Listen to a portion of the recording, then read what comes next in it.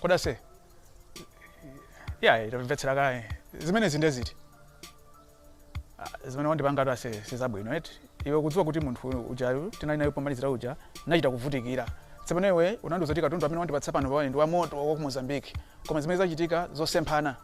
ona iwewe ufuna wandionetsa ngati nene ndikape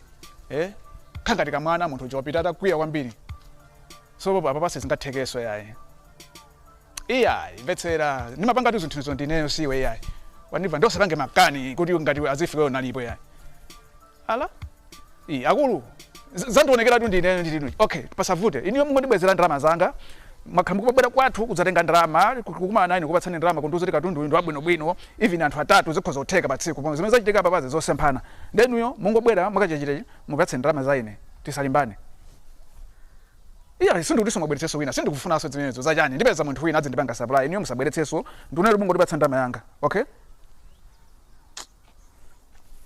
Allah achamba ere